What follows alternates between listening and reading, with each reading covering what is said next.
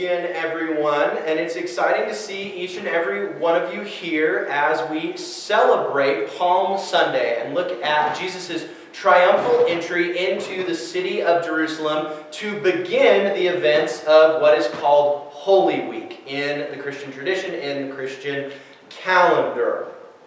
And what's fascinating, I think, about this passage is that it's really easy to miss something that you're not looking for. And I was reading some stories this week. I was trying to find a good illustration or example of this, and I came across this one online, and I found this story really humorous, and so I just want to share it with you. So this happened in England. There was a young girl who was with her parents at a horse show. And you might not know this, but the former Queen of England who passed away, she was a huge fan of horses. She was a horse breeder. She loved it. She loved riding, all those things, especially when she was younger. And so she was actually present at this horse show because some of her horses, her personal horses, were being exhibited. Now, of course, she went in plain clothing. She didn't really want to be very conspicuous. She wasn't looking to be recognized by anyone at the event. You know, she just wanted to watch her horses compete. But of course, the young girl's parents saw her and they realized that, oh my gosh, the Queen is here. And they turned to their daughter and they were trying to tell her, look, sweetie, look, the Queen is sitting right there. Don't you see her? Don't you see the Queen? And the little girl responded, and I shall do we'll say she's posh. She's very posh English. She said, well, mother, father, that can't be the Queen.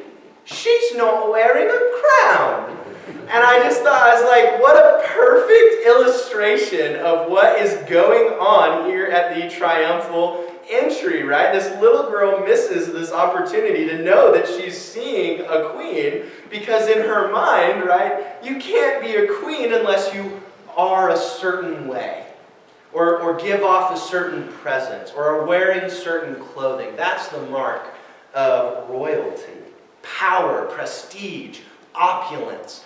These are the things that the world desires in a king, in a ruler.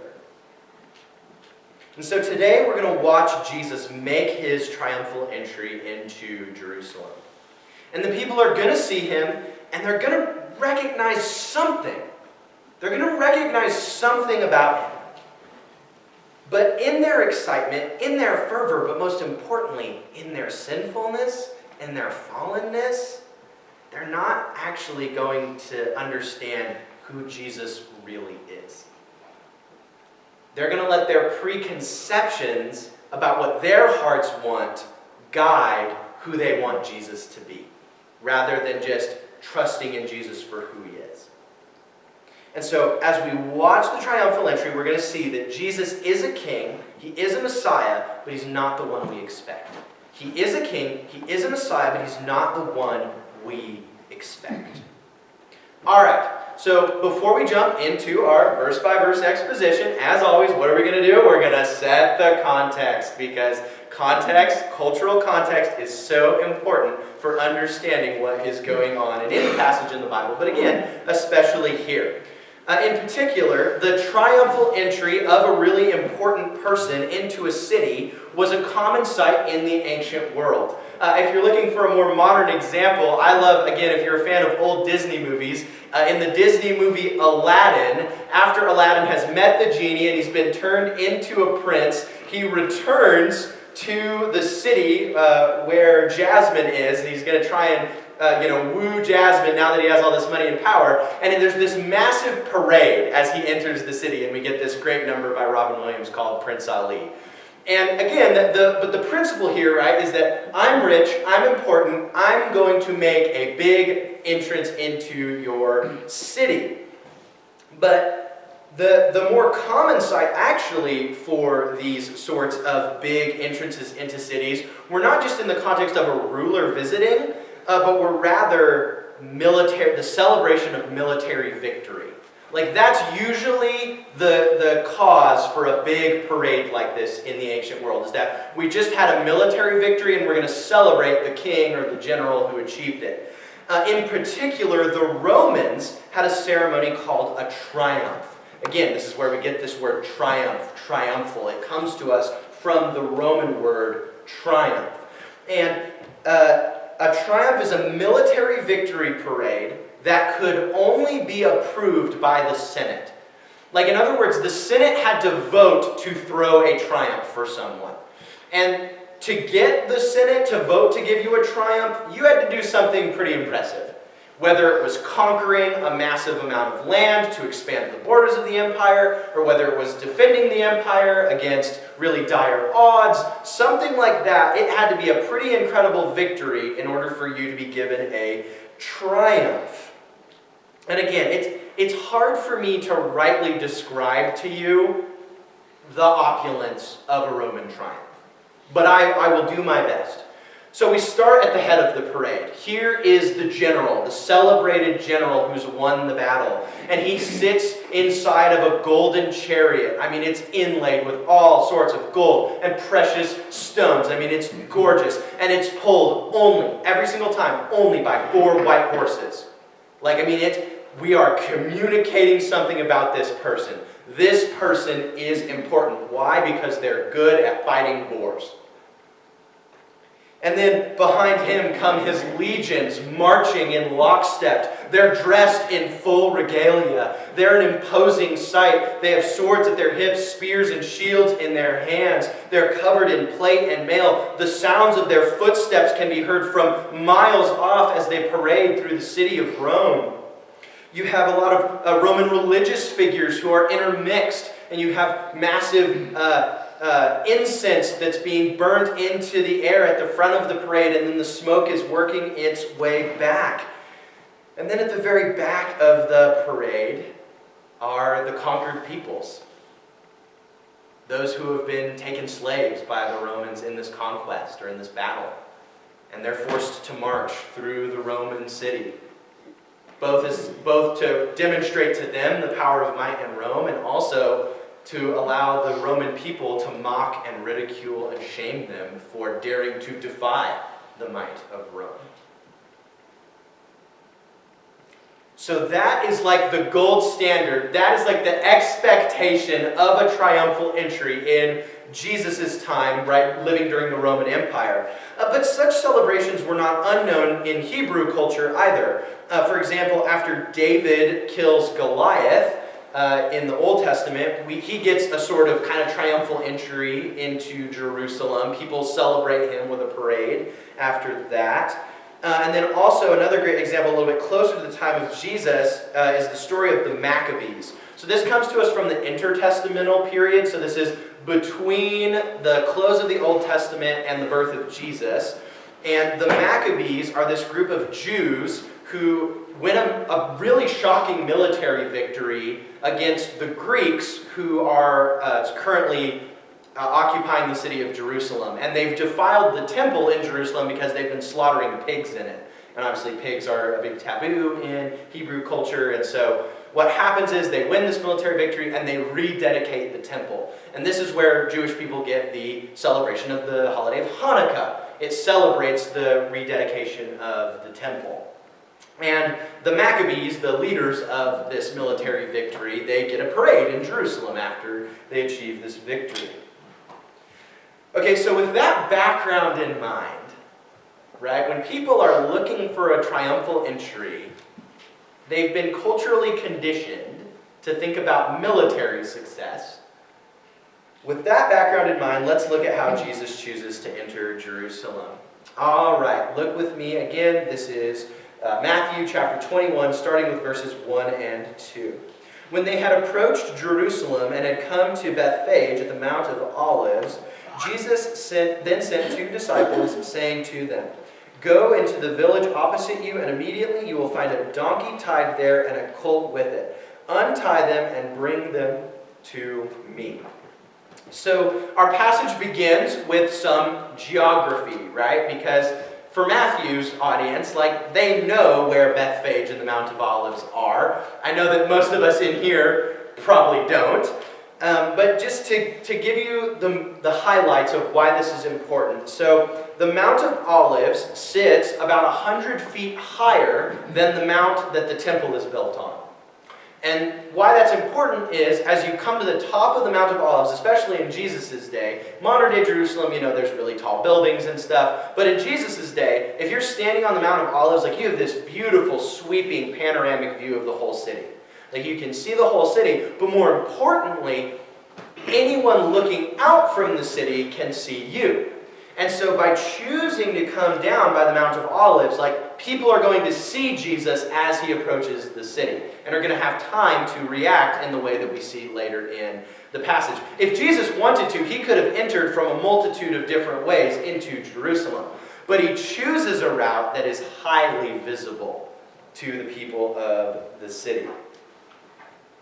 And then we have Jesus giving this command to his disciples. He says, go ahead to the next town, probably the town of Bethany. If we're going to posit a guess, it's probably the town of Bethany, where again, for those of you that remember when we went through Lazarus' story and Mary and Martha, they're from Bethany, which is right near Jerusalem. So they're probably going to Bethany and get this donkey and to bring it back to Jesus, either at the Mount of Olives or maybe Jesus is going to meet them in Bethany. The Greek can kind of be read either way.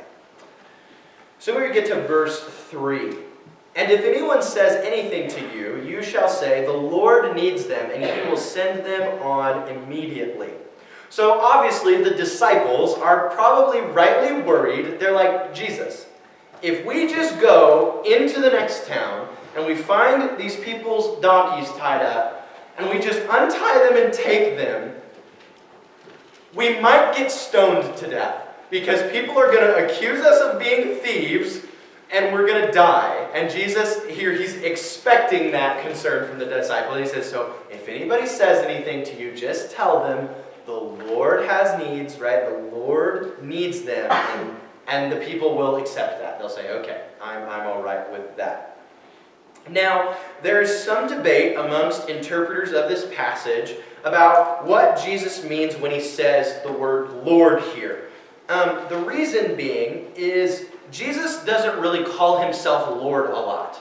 His most favorite titles for himself are things like Son of God or Son of Man, right? These are usually the titles Jesus calls himself. He doesn't really call himself Lord very often.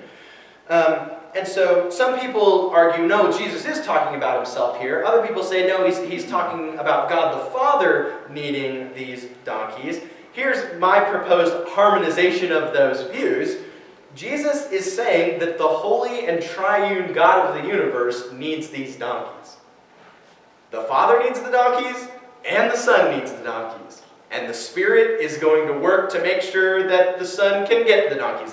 Every person of the Trinity is involved in the procurement of these donkeys. And so when Jesus says Lord, he's referring to God as we know him. God as Trinity, as Father, as Son, as Holy Spirit. There's my proposed shot in the dark. Here's how I can make everything make sense, and solve a debate between interpreters. We get to verses 4 and 5. Now this took place so that what was spoken through the prophet would be fulfilled.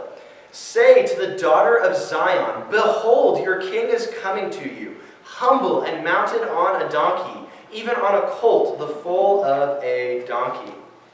Okay, so we transition here from Jesus speaking to the disciples to Matthew making an insertion of him, his own voice, and saying, looking back on this in hindsight, as I write this book, here's why this happened. And he quotes two Old Testament prophets together. The first part of the quote comes from Isaiah 62:11, and the latter part of the quote, which is definitely the most important part, and it shows up in all four Gospels, comes from Zechariah 9:9. And the importance here, right, is that Zechariah, this book of prophecies, one of the minor prophets, so it's a shorter book of prophecy, it comes later in Israel's history after the return from exile in Persia and Babylon, and it is just loaded with messianic hope. When you read the book of Zechariah from beginning to end, the big message that you get from the book is the king is going to come. And there's all of this description about what this king is going to be like. But what we're singling in here is on this particular verse in Zechariah 9:9 that talks about the king coming mounted on the colt, the foal of a donkey. And again, the other thing is, the king that's mentioned in Zechariah was widely understood to be the Messiah. Like, there's no confusion about who that king is. But the other important thing to note here, just kind of historically speaking, or contextually speaking, is that during the period of Israel's monarchy, when Israel still had kings that ruled, donkeys were the mount of choice for kings during times of peace. So during times of war, obviously, the Davidic kings, like all kings of their time, mounted horses or rode in chariots to go into battle. And that just makes sense. But during times of peace, when there was no war, the donkey was the preferred mode of transportation for the Davidic king. All right. So Jesus is dropping all secrecy and all pretense here. What do I mean by that? Well, in the Gospel of Mark, a lot of scholars point out this theme. We call it or motif. We call it the secrecy motif. And essentially what happens is there are multiple times in the Gospel of Mark where Jesus does something really miraculous or really amazing, or that would seem to prove him to be the Messiah, and Jesus will actually tell the person, stay quiet about this. Don't tell anyone about this, right? Don't reveal that this has happened to you. Or, go about this in a kind of subdued manner. And the reason is that there are lots of things that Jesus has to do before his death. And so he's setting things up in a way, right, so that he can fulfill what he needs to fulfill before he dies. But here, all pretense has been dropped. All secrecy has been dropped. Jesus, for anyone who's going to see Jesus today, he is declaring with his actions, without any question, I am the promised Messiah from Zechariah 9:9. That is why I am doing this. It is impossible to misinterpret what Jesus is saying here. But he's not coming to make war. Why? Because he's on a donkey. He's coming to bring peace. And then finally, in Matthew, we have this reference to 2 donkeys. That doesn't show up in the other gospel accounts. I think Matthew's just trying to be accurate here. If there were 2 donkeys, and I would say that there probably were, Matthew is specifying that one of them was a colt, and that was the one that Jesus rode, right? That to say, yep, there were 2 donkeys, but Jesus rode the one that had the prophetic implications. Again, Matthew's a tax collector. You get the feeling that he's very, wants to make sure that all the details are just right on things, and so I think we're just seeing that kind of played out here. All right, we get to verses 6 through 8. The disciples went and did just as Jesus had instructed them, and brought the donkey and the colt and laid their cloaks on them. And he sat on the cloaks. Most of the crowd spread their cloaks on the road, and others were cutting branches from the trees and spreading them on the road. So the disciples do what they're asked. They go and they get the donkeys, they bring them back, they use their cloaks to kind of make a makeshift saddle blanket for Jesus to sit on. And Jesus mounts his humble steed. And we begin also in these verses to see the reaction of the crowd.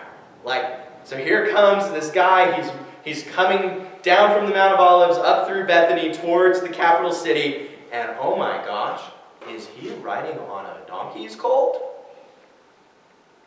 That's a big deal. Something's going on here. And people start to buy in. We see them, and again, another important thing, I guess, for understanding why the people react this way is that it's about to be Passover. Passover is coming up on that Friday. And at Passover, at these festival times of year, messianic hopes, right, the hope for a messianic king was at an all-time high, right? Because Passover is this celebration of God dramatically rescuing his people from the oppression of an empire, In the original case, it was the Egyptian empire. And so people are expecting a messianic king who's going to dramatically deliver them from their occupation and their submission to the Roman Empire. And in the midst of all this, here comes a known miracle-working man who's done incredible things, who spoke authoritatively in the place of God, and he is riding on a donkey's colt. And so in response, they begin to lay their cloaks in the dust. They cut the leaves and branches from nearby trees. Are they palm trees? The text does not specify. That has become the wide-held tradition. It's also very possible that they are olive branches, which would seemingly fit with the symbolism of Jesus coming to bring peace, right? This idea of an olive branch being a symbol of peace. But regardless, there's no other explanation for these actions other than that they understand what Jesus is communicating, and they are buying in. They're like, oh, he's claiming to be the Messiah. That's great. Let's start treating him like he's the Messiah. We get to verse 9 and we hear what they are saying. Now the crowds going ahead of him and those who followed were shouting, Hosanna to the Son of David! Blessed is the one who comes in the name of the Lord! Hosanna in the highest! So we have this huge crowd that's surrounding Jerusalem. Again, they're making their way up towards the city. As people look out from the city, they can see this crowd approaching. They can hear the shouts of acclamation. People are both in front of Jesus and behind him. Like, it's a big crowd. And their shout of acclamation comes from Psalm 118. Now, I should note something here, that the word Hosanna that the people are using, it means to save. But one thing I do want to just point out here is that one thing that happens is that words tend to widen their semantic range over time. So the longer a word exists in a language, the wider its meanings get. Awesome is a great example in our culture. So like the word awesome in its original usage is meant to communicate something that's like so overwhelming that it leaves you speechless. Like that you are literally struck with awe at the sight of it. Well, our culture says, dude, that pizza was awesome. And so the meaning of the word gets kind of muddled over time. And we have evidence of that happening with Hosanna a little bit from the time it begins to exist to the time of Jesus. It could just mean like bless you, like may God bless you if I'm saying Hosanna to someone, or just kind of an acclamation to God. Both views fit the scene, right? They could be saying, save us, Son of David. They could also be saying, God save you, Son of David, right? In other words, like God save the king. But both views kind of fit the scene pretty well. But if they are asking for saving, if they are saying, save us, Son of David, then it is very clear that they do not understand what they need saving from. And again, we have this title, Son of David. It clearly communicates a messianic hope for a king. There's no way to misunderstand that. It was a widely used messianic title. So again, they are buying into what Jesus is saying. All right, now we get to verses 10 and 11.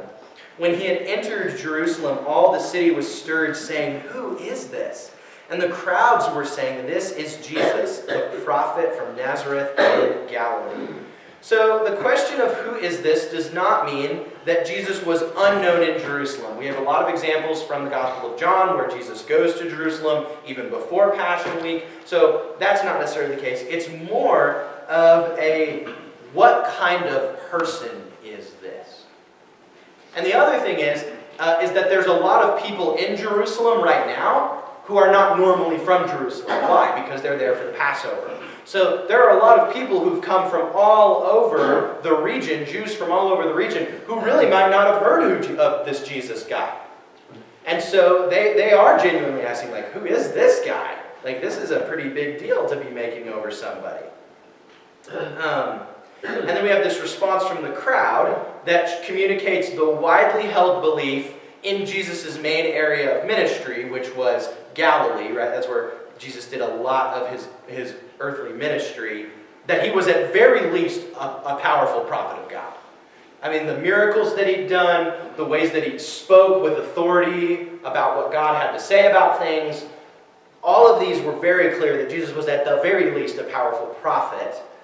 And we have this reference to Jesus' hometown, which again, it's just meant to elicit surprise in the reader. Like, how could this impressive man, how could this potential Messiah have come from such a humble place, from such a backwater, such a nothing town? Jesus is a king, he is a Messiah, but he's not the one we expect. The hopes and the expectations of the people are clear. They believe that Jesus might be the promised Messiah that they've been waiting and looking for, but their expectations are misguided. In their fallenness, in their sinfulness, they care more about the state of politics than they do the state of their souls. They care more about the state of politics than they care about the state of their souls.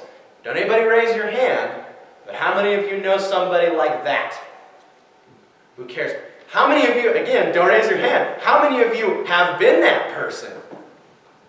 Where you've cared more about the state of politics than you have the state of your soul. It's a common affliction even today. And it's easy to look at Jesus incorrectly and then follow him incorrectly. If like this crowd, we look at Jesus as a political figure, then we'll look to him only for political solutions. If we see him only as a moral teacher, then we'll follow him only for his moral commands. And that's just not good enough. On the final day, when we stand before God, and we're asked about what our faith in Jesus is, and we say, well, I voted for politicians that I thought, were in line with what Jesus said about things. God's going to say, away with you, I never knew you. If we get to heaven and we say, well, I tried to do all of the good things and all of the moral things that Jesus told me to do, and that's why I should be admitted into paradise, God's going to say, away with you, I never knew you. It is easy to look at Jesus incorrectly and follow him incorrectly.